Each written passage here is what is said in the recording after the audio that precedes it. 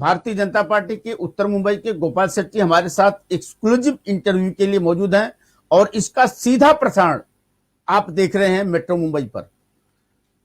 दोस्तों, सबसे पहले तो हम ये बता दें कि जिस तरीके से कोरोना महामारी का डर लोगों में फैला हुआ है वह एक काफी भयानक मोड़ पे पहुंच चुका है। तमाम जगह पे विरोध प्रदर्शन हो रहे हैं, तमाम जगहों पर लोग डर के मारे अस्पताल नहीं जा रहे हैं, कोरोना का इलाज करवाने नहीं जा रहे हैं, कोरोना का टेस्ट करवाने नहीं जा रहे हैं। ये सारे पहलू एक ऐसे मोड़ पर आकर खड़ा हुआ है जब ये सरकार को, सिस्टम को यह समझाना बहुत जरूरी है, लोगों को समझाना बहुत जरूरी है कि कोरोना वाकई में है क्या और कोरोना के इलाज की सच्चाई भी क्या है और इससे कितने लोग हैं और कितने लोगों की कैजुअलिटी हो रही है। कैजुअलिटी हो रही तो क्यों हो रही है, उसमें क्या लापरवाही है और क्या असावधानियां है या क्या दिक्कतें महसूस हुई, ये सारा पर्दा, सारा जो है यह पारदर्शिता तरीके से लोगों के सामने आना चाहिए ताकि लोगों को इसका डर निकले, इसका भय निकले। सबसे पहले सरकार का यह काम बनता है। सरकार वहां पर फेल है, अगर लोगों के मन से डर नहीं निकाल पा रही कोरोना की तो पूरा सिस्टम, सरकार कहीं न कहीं फेल कहलाने के योग्य होती है, कहा जा सकता है, क्योंकि लोग डरे हैं। तो क्यों डरे हैं और अगर लोग इलाज नहीं करवा रहे हैं तो क्यों नहीं करवाने जा रहे हैं, क्यों अस्पताल जाने के नाम से डरते हैं। प्राइवेट अस्पतालों में लाखों का बिल, सरकारी अस्पतालों में लोगों को जाने का मौत का डर, कई चीजें लोगों को इस पूरे असमंजस की कंफ्यूज बना हुआ है।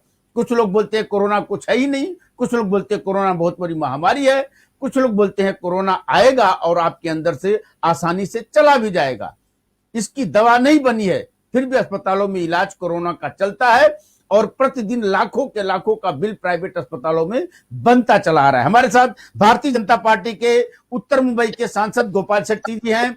पिछले दिनों आपने इनका एक्सक्लूसिव इंटरव्यू देखा शेट्टी साहब का, जिसमें आपने काफी बड़े बड़े कमेंट दिए और अपनी राय रखी, अपनी बातें रखी, अपने सवाल रखे, जिसको लेकर के हम सांसद गोपाल शेट्टी से के अनुरोध करके हम फिर से आज सीधा प्रसारण के जरिए हम उनको इस वार्तालाप में हम उनके साथ जुड़ रहे हैं। शेट्टी साहब नमस्कार। पहले उत्तर मुंबई की तरफ दर्शकों की तरफ से, हमारी तरफ से नमस्कार जी।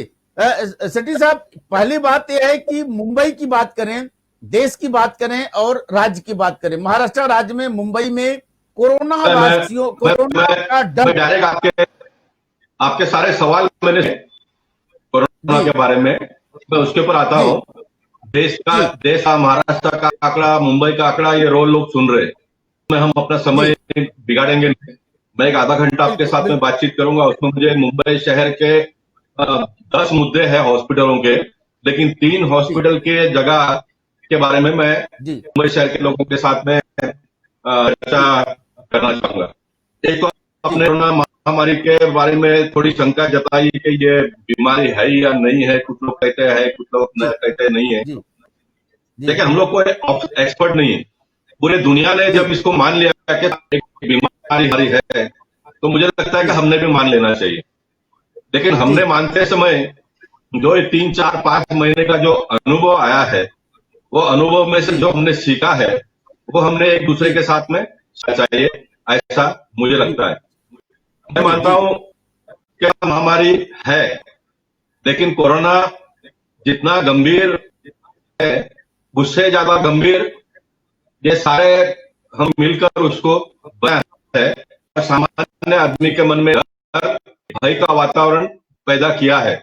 इसलिए मैं परसों के वीडियो में भी आपको कहा था कि चाइना का जो था कि पूरे दुनिया का इकोनॉमी को बिगाड़ दो और पूरा इकोनॉमी को बिगाड़ना है, लोगों के मन में डर पैदा करो, व्यवस्था को ठप कर दो, उसमें वो कामयाब हो गए।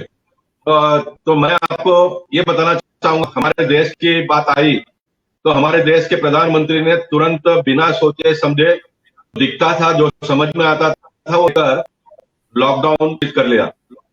अब ये लॉकडाउन करने के बाद समय जो तय करनी थी वो हम करते गए और मैं मानता हूं कि इस एक्सपर्ट पहले दिन से ही नहीं था।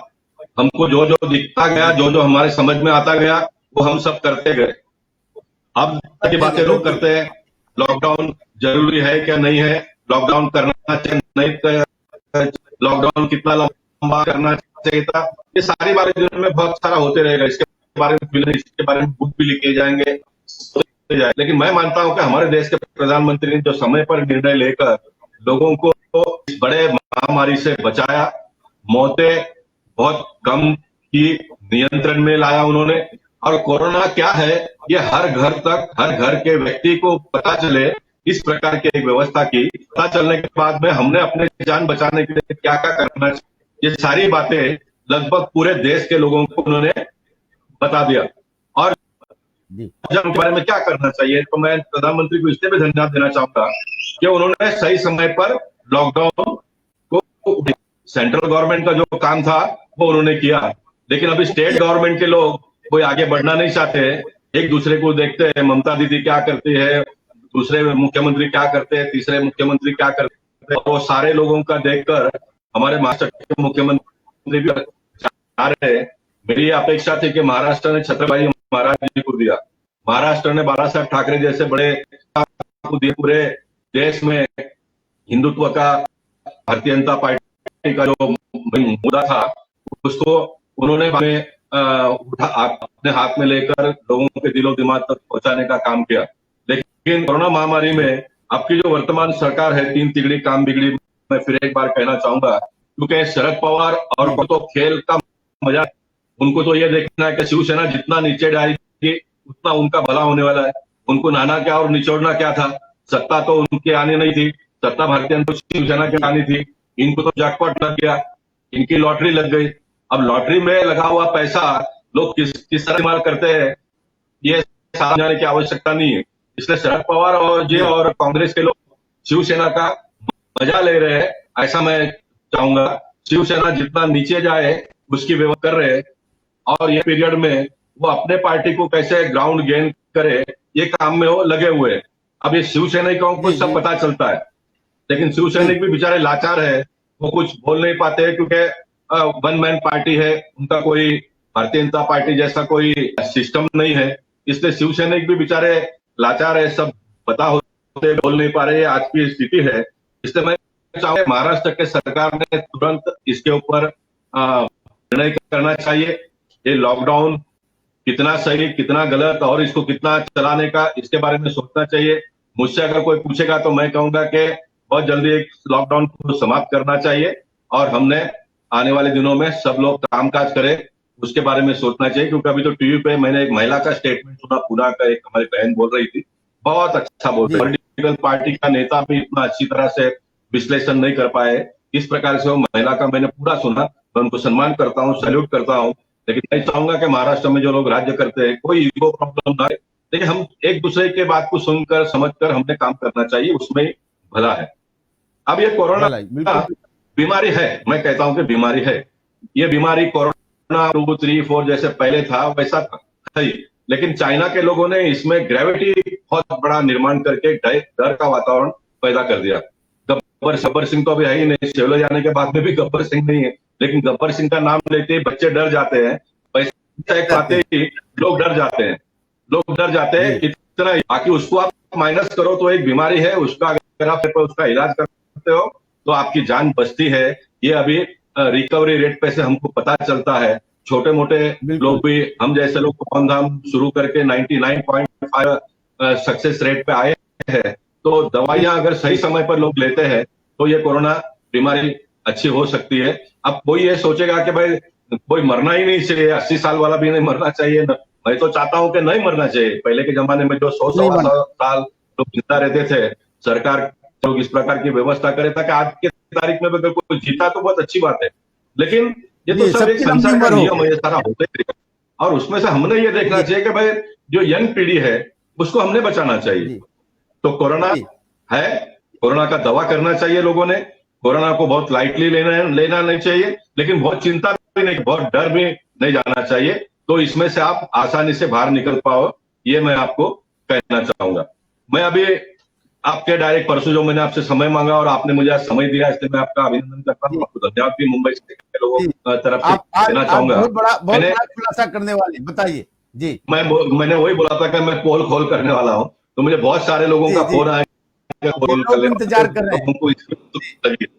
देखिए, मैं कोई ऑफिसर जी का पोल डायरेक्टली खोलूंगा नहीं, मैं कोई सरकार के बारे जी में भी टीका टिप्पणी करूंगा नहीं, जितनी आवश्यकता उतना जरूर करूंगा, और टीका नहीं टिप्पणी नहीं है मेरा अनुभव। और इस मुंबई शहर और इस राष्ट्र के मुझे लगती है वो मैं कहने का प्रयास करूंगा। अगर मेरी बात गलत है तो जी जो भी रूलिंग पार्टी के नेता है वो मुझे सुधार दे, तो मैं उसको उसमें कोई दिक्कत नहीं है। इसलिए मैं पोल खोल बिल्कुल जो बिल्कुल कहूं, ये बिल्कुल सारा चर्चा बीमारी करने से का समस्याएं हल मूल होती वजह हैं। है ये कि व्यवस्था नहीं जी है, जी उसका व्यवस्था नहीं है। देखिए, जी जब आप उगते हो ना, तो उस दिन आपको ज्यादा लगे।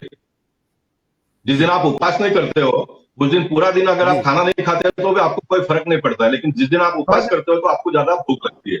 वैसे ये कोरोना जी महामारी आ बिल्कुल गया, किसी को पता चला कि मुझे पॉजिटिव है, तो डर के माहौल में चला जाता है। फिर उसको पता चलता है कि चला मुझे जाता मिलेगा नहीं, दवाई में बेड नहीं मिलेगा, हॉस्पिटल में बेड मिलेगा तो खर्चा मुझे करना पड़ेगा, उसके पास है ही नहीं। अगर मैं उधार लेके भी जी दवा दारू करता हूं तो फिर मुझे फिर उसको फेंकने के लिए पूरी जिंदगी गंवानी पड़ेगी। ये सब कॉम्प्लेक्स में वो चला जी जाता है, और फिर उसका जो ऑक्सीजन सदमे लेवल में आ जो जाता डाउन हो रहा है और लंग्स पे चला जाता है, और लंग्स में एक बार चले जाने के बाद में फिर क्या सब लोगों ने देखा है। इसलिए है सबसे बड़ी जी बिल्कुल जो आउट ऑफ प्रॉब्लम कंट्रोल हो है जाता है। कि इसमें सरकार ने हॉस्पिटल की जो व्यवस्था करनी थी वो किया नहीं। अब जैसे जी लॉकडाउन कर दिया, देश के प्रधानमंत्री ने, सारे राज्य के लोगों ने किया, हमारे राज्य के मुख्यमंत्री ने भी क्वारंटाइन सेंटर शुरू करने का तय किया, जगह जगह पे खोला। जी हम आफ्टर भी बोल सकते हैं कि उसकी जरूरत नहीं थी, लेकिन उस समय उनको लगता था ये करना चाहिए, किया, स्वागत है उसका। अब पैसा कितना जी ज्यादा खर्चा बिल्कुल किया, क्या क्या किया, उसका तो आने वाले दिनों में पोस्टमार्टम होगा, उस विषय में मैं जाना नहीं होगा चाहूंगा। लेकिन मैं मानता हूं जी कि क्वारंटाइन सेंटर ये हजार हजार का करने के बजाय 100-200 का सब धीरे धीरे करता तो करते तो सबको राहत मिलती थी, बड़े पैमाने जी पर भी जी होता था। और थोड़ा लोगों के ऊपर जी विश्वास करने की आवश्यकता थी, डॉक्टर विश्वास करने की आवश्यकता। एक तो सबसे फर्स्ट फेज में सारा डॉक्टर हॉस्पिटल बंद कर दिया, घर पे बैठ गए। म्यूनसिपालिटी में जितना स्टाफ था उसमें से भी कम स्टाफ काम पे आने लग गए, बुलाने के बाद में भी जी कोई आते नहीं है, यानी बीमारी बढ़ता ही जी है, संख्या बढ़ गई मरीजों की, और सुविधा एक तो जी था जी ही नहीं, और बंद हो गया, तो साहब परिस्थिति क्या होगा आप जानते हो। और बिल्कुल अभी बिल्कुल बिल्कुल रिकवरी रेट बढ़ रहा है, लोगों से कम हो रही है, तो इसका मतलब क्या है कि इसका मतलब यह है कि महापालिका व्यवस्था बढ़ाया, प्राइवेट लोग भी खोलने लग गए। पहले आप उनको कहते थे कोविड का आपने करने का ही नहीं, फिर उनको आप 20% करने दिया, फिर आपने उसको 100% करने दिया। क्या नहीं करता हूँ, वास्तविकता बताता हूँ कि कोई भी करेगा तो इस जी तरह जी से ही जी होगा, उसमें थोड़ा 19-20 होने वाला है साहब। इसलिए मैं जी जी सरकार के जी जी लोगों से निवेदन करूंगा, मेरी सारी बात को आप एक नजरिया से मत देखिए, मुफ्त में सलाह जो मुझे दे रहा हूँ, जितना अच्छा लगे आप उसको ले लीजिए। इसलिए ये सारा गया, और उसमें से ये सारी परेशानियां बढ़ गई।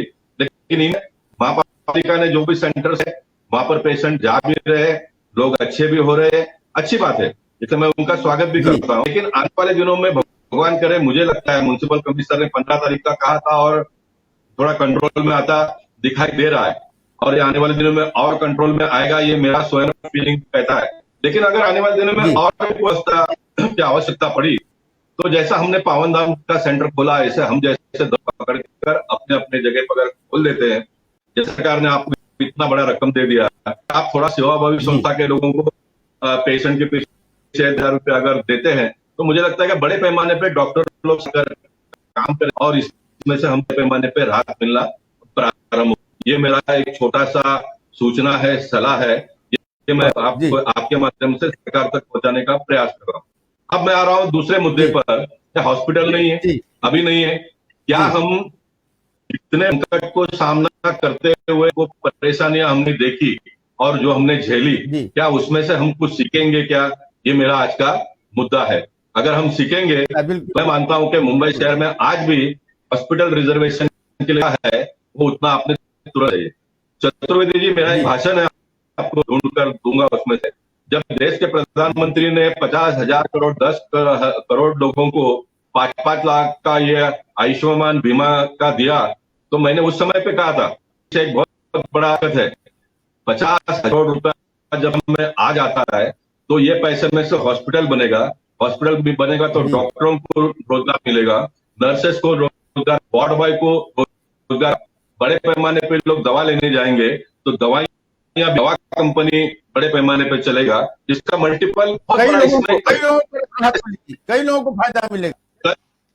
हाँ, कई लोगों को इसमें से फायदा मिलेगा। अगर सोचेगा कि प्रधानमंत्री ने इतना बड़ा पैकेज डिक्लेयर करके डॉक्टरों का किया तो ये पॉलिटिकल लाइन होगा, लेकिन डॉक्टरों के साथ साथ में नीचे के व्यक्ति तक और सबसे नीचे जो सामान्य व्यक्ति है उसको दवाई के लिए पैसा, उसको इलाज के लिए पैसा मिलता है, यानी छोटे से लेके बड़े व्यक्ति तक सारे लोगों की सुविधा ये पैकेज में से होता है। इसलिए आज की तारीख में जितने हॉस्पिटल के प्लॉट खाली है वो सारा होने जाना चाहिए। मेरी सूचना ये दूसरी रहेगी कि अगर मुंबई महानगर पालिका को पदेगा, 10 साल मैंने राज्य सरकार के साथ में काम किया, अब 6 साल मुझे केंद्र सरकार के साथ में काम करने का मौका मिला है, इसलिए मैं मुंबई शहर के मेरे मतदार संघ के मतदाताओं का हाथ जोड़कर उनका धन्यवाद अदा करना चाहूंगा कि मुझे उन्होंने ये इतनी बड़ी जवाबदारी दी और उसको बखूबी निभाने का मैं प्रयास कर रहा हूँ। जो 28 साल सिस्टम को मैंने देखा, मैंने समझा, उसको मैं पहुंचाने का प्रयास करूंगा। मैं चाहूंगा कि मुझे शिवसेना के लोगों ने भी अच्छा कहना चाहिए, मुझे कांग्रेस के लोगों ने अच्छा कहना चाहिए, मुझे राष्ट्रवादी कांग्रेस के लोगों ने अच्छा कहना चाहिए, मेरी जो पार्टी है वो तो मुझे अच्छा कहेंगे क्योंकि मैं उस पार्टी का हूं। तो ये मेरा पॉलिटिकल लाइन होगा, मैं सिर्फ अपने भविष्य के लिए काम करता हूं, ऐसा उसका मतलब होगा। लेकिन सचमुच में अगर मुझे कुछ लोगों को देना है तो मेरा अनुभव आप सबके सामने रखना पड़ेगा। अब मैंने आपको कहा कि मैं 3 हॉस्पिटल के बारे में आपको बताना चाहूंगा, जिसमें से 2 हॉस्पिटल मेरे उत्तर मुंबई में है उसके प्लॉट, और एक प्लॉट जो बहुत बड़ा महत्व का है, जिसको उद्धव जी अगर मेरी बात को सुनते होंगे, कोई शिवसैनिक अगर सुनते होंगे, मेरे उत्तर मुंबई के कोई शिवसेना का नेता सुनता होगा तो उससे मैं कहूंगा कि आप मुझे आकर मिलिए, मैं उन डॉक्टर केलकर तक आपको पहुंचाने का प्रयास करूंगा। ये डॉक्टर केलकर वो व्यक्ति है जिसने 1992 में 1992 में एक प्लॉट के लिए अंधेरी में, जहां पर आज कोकिलाबेन हॉस्पिटल बना हुआ है, वो प्लॉट के लिए उन्हें एप्लीकेशन किया। डॉक्टर सरकार ने उनको 7 साल के बाद में 1998 में इंटर्न लेटर दे दिया। एक इंटर्न लेटर देने के लिए 7 साल लग गए सरकार को, इंटर्न लेटर दे दिया कि आपको हम ये प्लॉट अलॉट करेंगे करके। लेकिन जैसे उसके पास इंटर्न लेटर आया, डॉक्टर केलकर ने जो मुझे बात बताई वो मैं आपके साथ में शेयर करना चाहता हूँ। बाला साहब ठाकरे जो हम सबके लिए बहुत ही आदरणीय, बहुत ही सम्मानीय नेता थे, उनका हार्ट का ऑपरेशन डॉक्टर मांडके ने किया है, यह हम सबको पता है।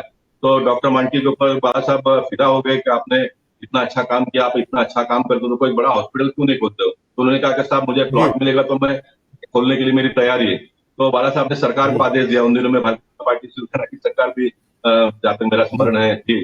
तो सरकार के लोगों ने कहा कि भाई एक प्लॉट अभी ये डॉक्टर केलकर को अलॉट हुआ है, सारा प्रोसेस पूरा होकर, अगर ये डॉक्टर केलकर देते हैं तो ये प्लॉट हम तुरंत इनको दे सकते हैं।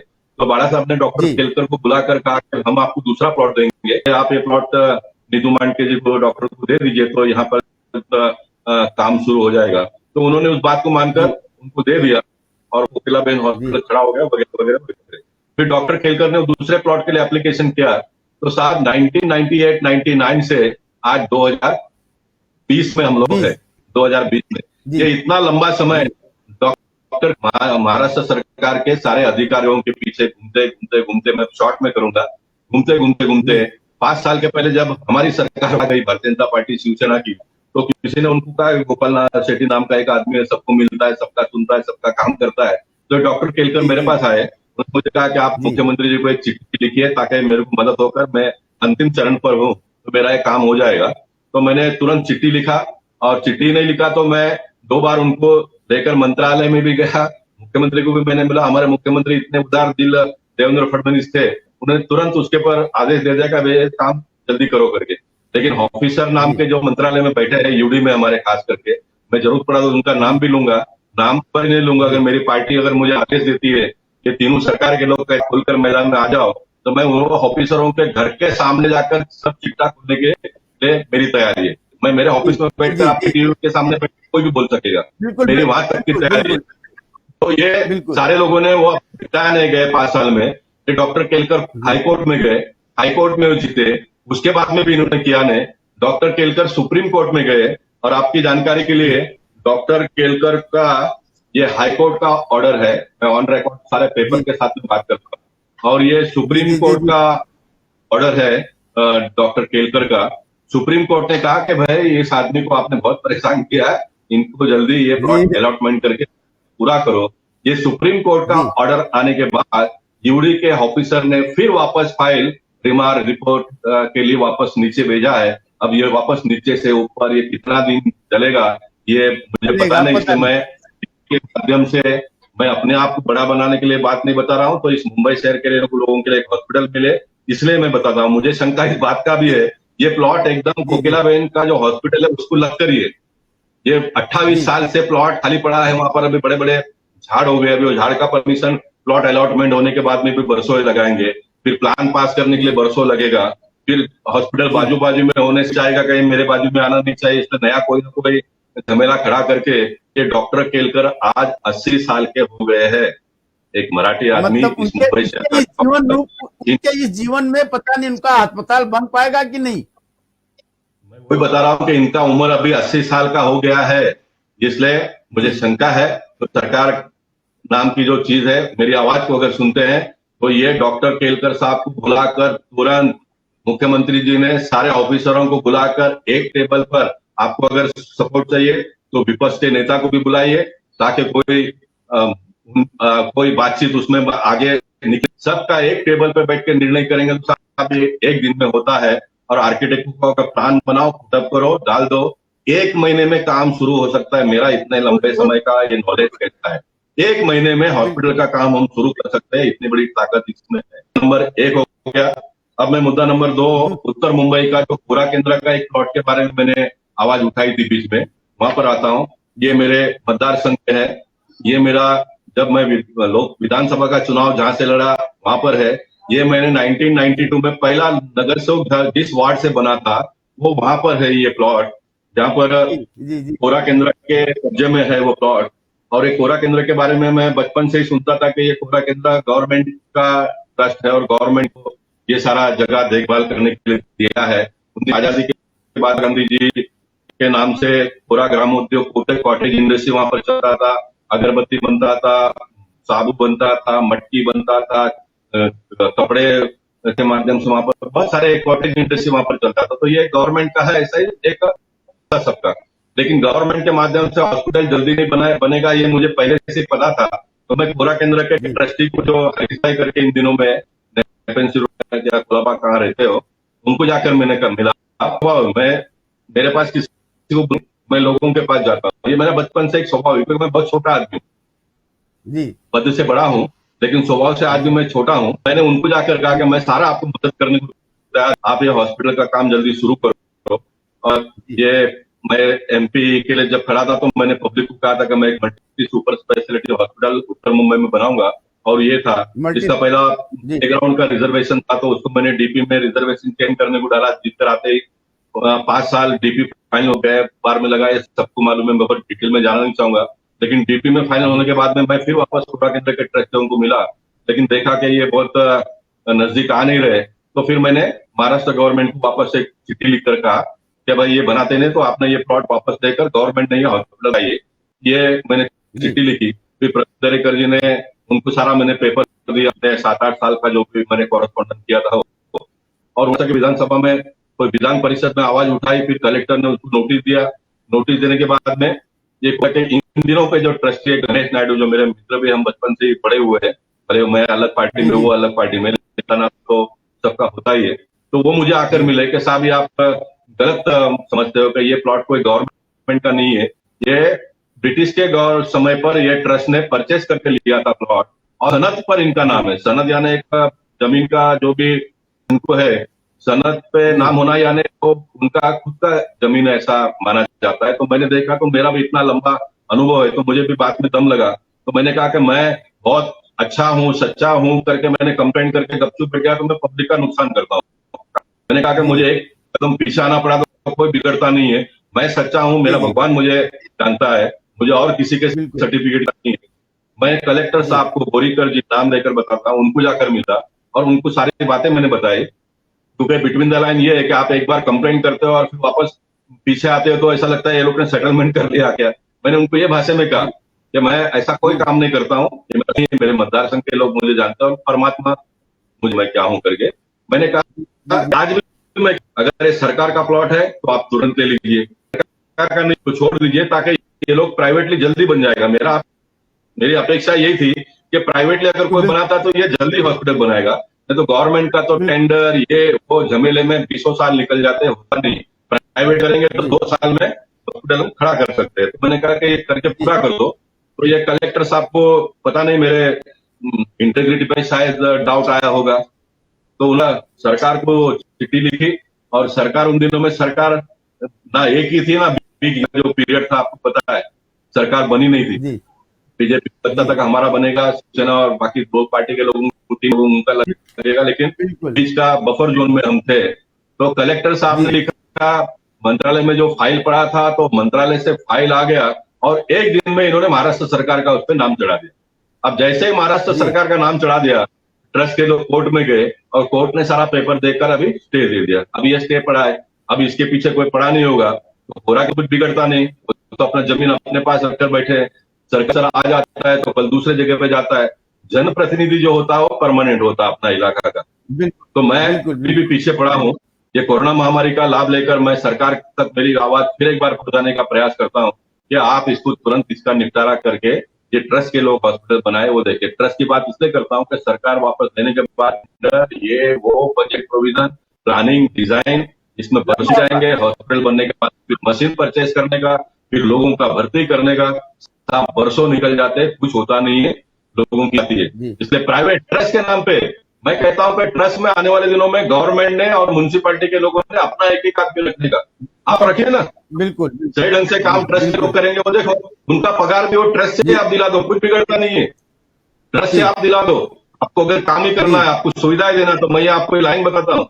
मैंने पोइसा जिमखाना जो बनाया था, मेरा कॉर्पोरेशन में भाषण है, इन दोनों में मैंने कहा था कि आप म्युनिसिपैलिटी का एक आदमी मेरे पोइसा जिमखाने में रखो, उसका पगार भी मैं दूंगा, क्योंकि मुझे तो प्रामाणिकता से काम करना है, मुझे उसमें क्या प्रॉब्लम है। उल्टा कॉर्पोरेशन का एक आदमी रहेगा तो वो बाकी सारे कामों में मुझे मदद हो। तो ये काम करने का तरीका है साहब, ये आप करेंगे तो बहुत जल्दी लोगों को सुविधा मिलेगी। सरकार अगर मेरी आवाज को तो ये दूसरा बात हो गया। तीसरा एक अंतिम बात बताऊंगा, फिर आपका जो कुछ 2-4 मुद्दे होंगे तो आप मेरे साथ में डिस्कस कर सकते हो। अब इन दिनों में हमारे महानगर पालिका ने बोरेली में आईसी कॉलोनी नाम का एक हमारा बसात है, वहां पर चतुर्वेदी कम से कम 9-9.5 एकड़ का प्लॉट हॉस्पिटल रिजर्वेशन के लिए 40 कितना 40 साल के पहले, हाँ 1991 के डीपी में वहां पर हॉस्पिटल के लिए था। वो उन दिनों में यूएलसी के तहत सारा प्लॉट सरकार के पास आ गया, ऐसा हाँ रिजर्वेशन प्लॉट वो सरकार के पास आ गया, ऐसा लोगों को पता चला। 5-10 साल उसमें बिगाड़ दिए सरकार ने, महानगर पालिका ने। प्राइवेट जो जिसका मालिक था, जिसका प्लॉट था वो जिसके नाम पर, उसने सारा प्रयत्न करके यूएलसी कैंसिल करके फिर वो प्लॉट उसके पास आ गया। आज की स्टोरी ये है। और ये 40 साल वहां पर झोपड़पट्टी बनना शुरू हो गया। आज वहां पर 2000 से ज्यादा, हाँ ये बस्ती है, 2000 से ज्यादा वहां पर झुग्गी झोपड़पट्टी, कितना 2000 से ज्यादा। अब कॉर्पोरेशन ने ये प्लॉट एक्वायर करने का तय किया। एक्वायर बहुत बड़ा लंबा समय चला जाता है। ये प्लॉट एक्वायर करने के लिए चतुर्वेदी जी महानगर पालिका ने एक, जब मैं विधायक था उस समय की बात है, 62 करोड़ रुपया कलेक्टर के पास जमा कर दिया। 62 करोड़ रुपया, ये झोपड़पट्टी से भरा हुआ 2000 से भी ज्यादा ये प्लॉट करने के लिए 62 करोड़ रुपया जमा कर दिया। अब ये पूरा प्लॉट का कॉस्ट 100 करोड़ के आसपास शायद हो सकता होगा, लेकिन 62 करोड़ रुपए जमा किया ये मुझे मालूम है। ऐसे मुझे तो मैं वो मालिक को जाकर मिला जिसने वो मूल मालिक से ये प्लॉट परचेज कर लिया था। उसने सरकार को पैसे भरकर सब अपने नाम पर कर लिया।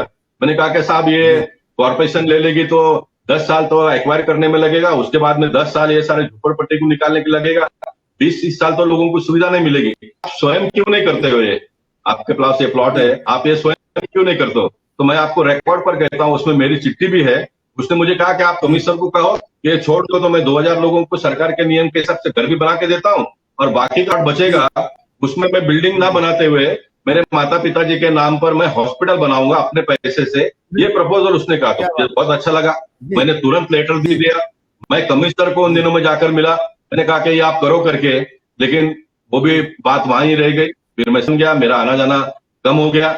आज मुझे पता चला कि 1 महीने के पहले एक्विजिशन पूरा हो गया, यानी सरकार महानगर पालिका इतना बड़ा रकम 100 करोड़ रुपए के आसपास देकर ये झुपड़पट्टी से भरा हुआ प्लॉट लेकर आने वाले दिनों में कब यहाँ पर हॉस्पिटल बनेगा, ये मेरे समझ में आया नहीं। सरकार का जो काम करने का, सरकार के अधिकारियों का ये इस तरह का सिस्टम है। इसलिए मैं पोल खोल जो करने वाला था, ये सारी एक इस प्रकार का मेरा ये पोल है जिसमें मैं कोई अभी ऑफिसर का नाम नहीं लेता, मैं सरकार ये या बी का भी नाम नहीं लेता हूं।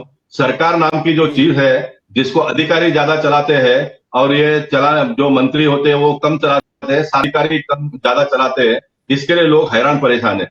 मेरा जो इस सिस्टम के साथ में सबसे बड़ा झगड़ा ये है कि कोई भी ये ऑफिसरों को ठीक करने का काम करता नहीं करता। ये सबसे बड़ी दिक्कत हमारे देश में है।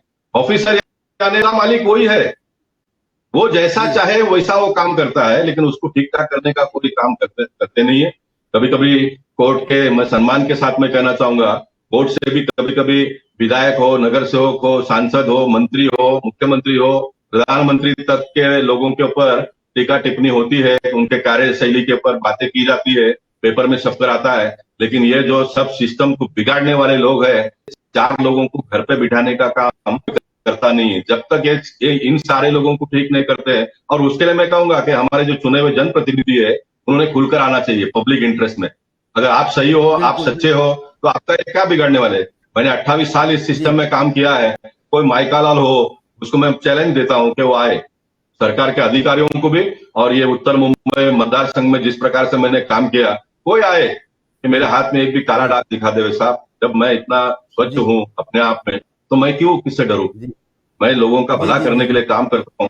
इसलिए 3 बातों को मैंने आपके टीवी के माध्यम से, मुंबई शहर के लोग, इसमें कोई नगर सेवक सुनता होगा, कोई आमदार सुनता होगा, कोई और कोई सुनते होंगे, कोई वकील सुनते होंगे, कोई डॉक्टर सुनते होंगे, ये सारे लोगों ने भाग कर आने वाले दिनों में ये सारे सिस्टम को ठीक ठाक करके हम देखिए। मैं कभी कभी ये सोचता हूं कि भगवान हम सबकी परीक्षा लेते हैं इस प्रकार का एक संकट कर क्या हम पूरे बिगड़े हुए हैं। क्या इतना बड़ा महामारी आने के बाद में भी आप लोग सुधरोगे क्या? शायद भगवान के मन में ये इच्छा हुई।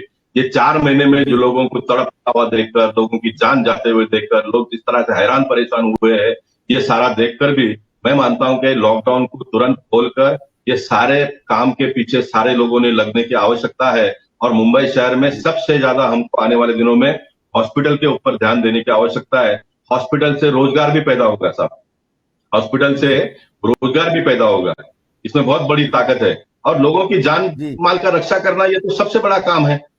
ये तो सबसे बड़ा काम है। समय ज्यादा न बिगाड़ते हुए। हाँ जी, लॉकडाउन में तो यही हो रहा है ना साहब। लॉकडाउन में जान माल के लिए तो पूरी लड़ाई लड़ी जा रही है।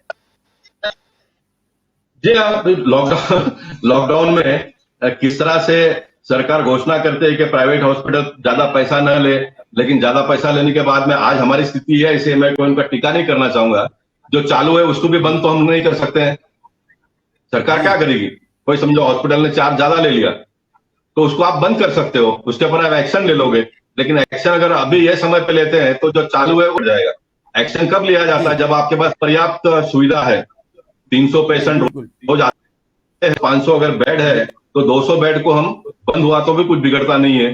चलो ये हॉस्पिटल के ऊपर एक्शन ले लो। लेकिन मैं चाहूंगा कि इन सारी बातों को सरकार ने रिकॉर्ड पर, ये लॉकडाउन समाप्त होने के बाद में जो जो हॉस्पिटल के लोगों ने ज्यादा है वो सारा पैसा लोगों को वापस देने का काम ये सरकार ने, और विपक्ष के नाते अगर महाराष्ट्र में मेरी सरकार आती है तो मैं वापस कहता हूँ, लोग कहते हैं कि सरकार बहुत जल्दी आने वाली है, जाने वाला वो आने वाला है, भगवान करे तो कल तो। लेकिन मैं तो एकदम अपनी जगह पर, ये सरकार रहेगी तो इनके साथ में लड़कर करवा के लूंगा। मेरी सरकार आती है तो भी मैंने जितनी आज बातें कही है वो मुझे लागू है साहब, मुझे वो लागू है। जितनी बातें मैं ये सरकार से अपेक्षा करता हूं उससे एक ज्यादा अगर मेरी सरकार आती है तो उससे मेरी अपेक्षा रहेगी। ये सारा फटाफट हमको डिलीवरी पब्लिक को देना पड़ेगा आने वाले दिन। जी, तो मतलब क्या बच्चा रहते साहब? मध्य प्रदेश के बाद राजस्थान में गिनती शुरू हो गई है। अब इसके बाद महाराष्ट्र की गिनती चालू होगी। जब मैं बोल रहा हूँ कि महाराष्ट्र, मध्य प्रदेश में। चतुर्वेदी जी, आवाज नहीं आ रही आपकी, आवाज नहीं आ रही। हेलो, आवाज आ रही है सर में? Hello hello hello hello. Madhya Pradesh में सरकार गिरी, मध्य प्रदेश में सरकार गिरी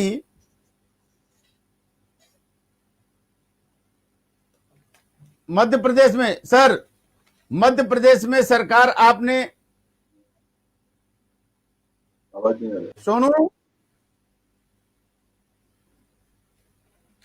सर, मध्य प्रदेश में सरकार गई, मध्य प्रदेश में आपकी, मध्य प्रदेश में सरकार आपने लिया, राजस्थान में उल्टी गिनती चालू है, क्या अब वही स्थिति महाराष्ट्र में भी होने वाली है?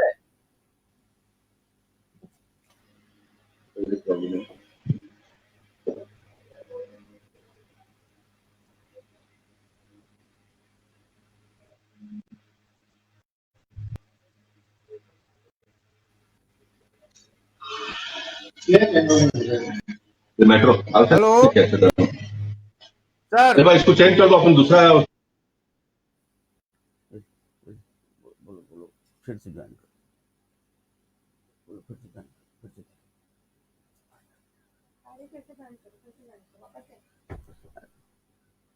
सर वापस से ज्वाइन करें ना सर, वो कैंसिल करके वापस से ज्वाइन करें सर। हाँ हाँ, आपका वो आपका तो वही आ ही रहा था सर, यहाँ से आपको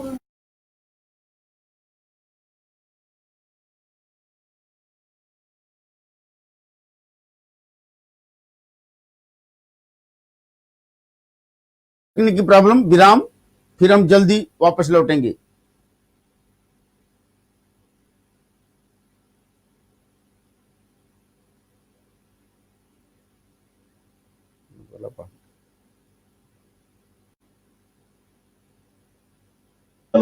प्रवीण दरेकर से बात कर ले रहे।